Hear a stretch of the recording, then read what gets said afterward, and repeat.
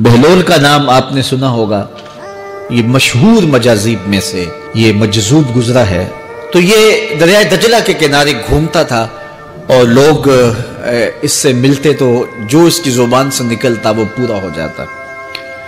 تو ایک دن دریائے دجلہ کے کنارے یہ گھوم رہا تھا کہ ہارون رشید اپنے مکان کی، اپنے محل کی چھت پہ ٹہلتے ٹہلتے بہلول کو دیکھتا ہے۔ تو خادموں کو کہا کہ ذرا اسے میرے پاس حاضر کرو۔ شاہی حکم نامہ تھا۔ جو چھت کے اوپر خادم تھے انہوں نے اوپر سے ڈولی پھینکی اور نیچے والوں کو اشارہ دیا، انہوں نے بہلول کو پکڑا اور ڈولی میں رکھ دیا، اوپر والوں نے رسیاں کھینچ لی۔ 2 لمحوں کے بعد بہلول بادشاہ کے سامنے تھا۔ تو بادشاہ نے بہلول سے کہا کہ بہلول ایک بات تو بتاؤ۔ کہا پوچھئے۔ کہا آپ خدا تک کیسے پہنچے ہو؟ تو بہلول نے مسکرا کے کہا جیسے آپ تک پہنچا۔ تو بادشاہ کا تو خیال تھا کہ کوئی بڑی باریک بینی سے کوئی فلسفہ بتائے گا، لیکن یہ 2 لفظوں میں اس نے کہہ دیا جیسے آپ تک پہنچا۔ بادشاہ نے کہا میں نہیں سمجھا، حضرت آپ سمجھا دیجئے۔ تو بہلول نے کہا کہ حضرت میں خود آنا چاہتا تو دیوان خانے میں جاتا، درخواست لکھ کے لے جاتا، پھر جمع ہوتی، پھر کئی واسطوں سے ہوتے ہوئے آپ تک پہنچتی۔ آپ پھر مجھے وقت دیتے ملاقات کا، 6 ماہ بعد، سال بعد۔ اس وقت پہ میں تیار ہو کے ملاقات کرنے آتا، آپ کے کوئی شاہی مہمان آ جاتے تو پھر ملاقات منسوخ ہو جاتی، پھر بھی آپ کی مرضی ملاقات ہوتی نہ ہوتی۔ میں چاہتا تو مہینے سال لگ جاتے، لیکن ملاقات پھر بھی آپ کی مرضی پہ، اور جب آپ نے چاہا ہے تو 2 گھڑیاں بھی نہیں لگی۔ تو کہا بندہ چاہے تو کروڑوں سال بھی بیت جائیں، اس کے قرب کی کوئی انتہا نہیں ہے، لیکن جب وہ چاہے تو 2 گھڑیاں بھی نہیں لگتی۔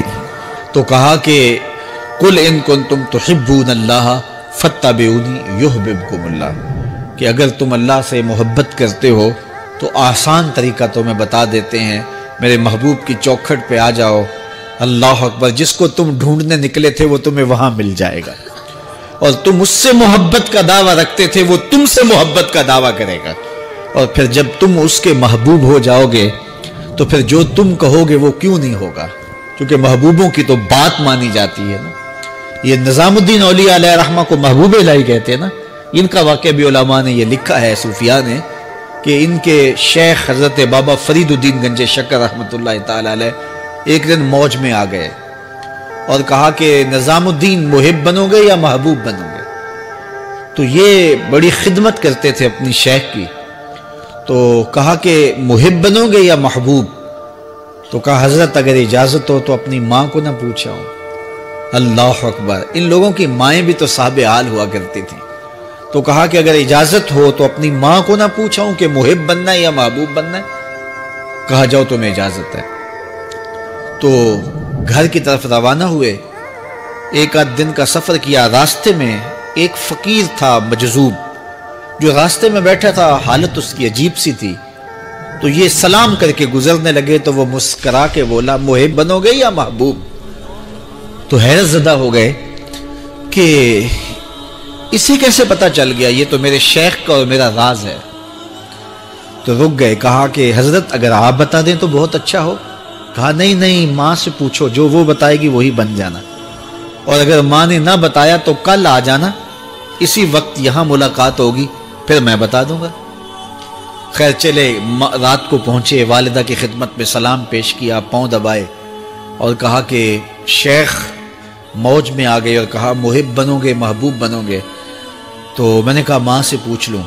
تو میں اماں جی آپ سے پوچھنے آیا ہوں، راستے میں یہ واقعہ بھی ہوا۔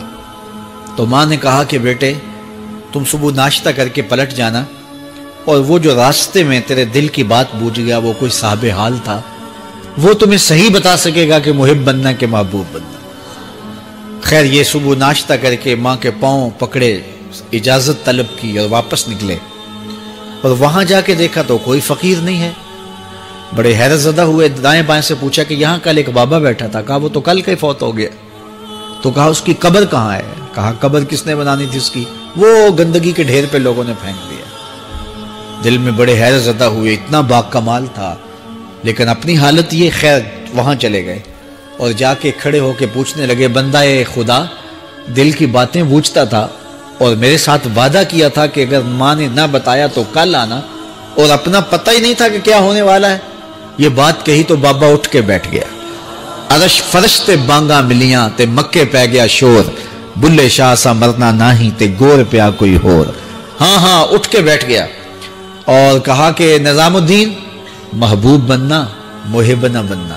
محبوں کا یہ حال ہوتا ہے، نہ کفن ملتا ہے نہ دفن ملتا ہے۔ محبوب بنو گے تمہاری قبر پہ بھی میلے لگیں گے۔ فَاتَّبِعُونِي يُحْبِبْكُمُ اللَّهُ، اگر حضور کی اطاعت کرو گے، حضور کی فرما برداری کرو گے تو تم محبوب بن جاؤ گے۔ جب کوئی حضور کا ہو جاتا ہے تو رب اس کو اپنا محبوب بنا لیتا ہے۔ تو حضور کی محبت خدا کی محبوبیت کا ذریعہ ہے۔ اور حضور کے صحابہ کی زندگیاں دیکھیے کہ انہوں نے حضور علیہ السلام کے ساتھ کیسے پیار کیا، حضور کی محبت میں اپنی عادتوں کو بدل دیا۔ حالانکہ عادتیں نہیں بدلی جاتی، طباع کا اختلاف یہ فطری بات ہے۔ ایک کو ایک چیز پسند ہوتی ہے، دوسرے کو وہ چیز پسند نہیں ہوتی ہے۔ بعض اوقات ماں کو مسئلہ ہوتا ہے کہ یہ چیز اگر میں تیار کرتی ہوں تو میرا دوسرا بیٹا نہیں کھاتا، تو اس کے لیے بعض سے الگ سے کوئی چیز تیار کرنی پڑتی ہے کہ اس کی ڈیمانڈ یہ ہے اور میرے اس بیٹے کی ڈیمانڈ یہ ہے۔ لیکن صحابہ کی زندگیاں دیکھیے، انہوں نے اپنی طبیعتیں بھی حضور کی طبیعت کے سانچے میں ڈھال دی۔ حضرت انس بن مالک کو کسی نے دیکھا کہ وہ شوربے سے کدو کے ٹکڑے نکال کے کھا رہے ہیں، تو کہا یہ کیا کر رہے ہو؟ کہا میں نے ایک دن حضور کو یوں کرتے ہوئے دیکھا تھا۔ تو طباع کا اختلاف یہ ایک فطری اختلاف ہوتا ہے، لیکن صحابہ نے اس کو بھی چھوڑا اور حضور کی محبت کے سانچے میں ڈال دیا۔ پھر اس چیز کا انتظار نہیں کیا کہ حضور کا فرمان کیا ہے، حضور کی چاہت پہ اپنے مزاج کو بدلا۔ اللہ اکبر۔ حضور علیہ السلام مدینہ المنورہ کی گلی سے گزر رہے تھے، ایک گنبد نما مکان بن رہا تھا، اور ایسے مکان حضور کو پسند نہیں تھے۔ تو آقا کریم علیہ السلام نے پوچھا یہ مکان کس کا ہے؟ کہا فلاں انصاری کا ہے۔ حضور گزر گئے، چہرے پہ تھوڑے سے ناگواری آثار حویدہ ہوئے۔ کسی نے اس صحابی کو بتا دیا کہ حضور گزرے تھے، تیرے مکان کو دیکھا، شاید پسند نہیں آیا۔ 2-4 دن کے بعد حضور دوبارہ گزرے، دیکھا کہ وہاں ملبے کا ڈھیر پڑا ہوا تھا۔ فرمایا صحابی کو بلایا گیا، کہا میں پرسوں ترسوں گزرا تھا، تیرا مکان دیکھا تھا، یہ کیا ہوا؟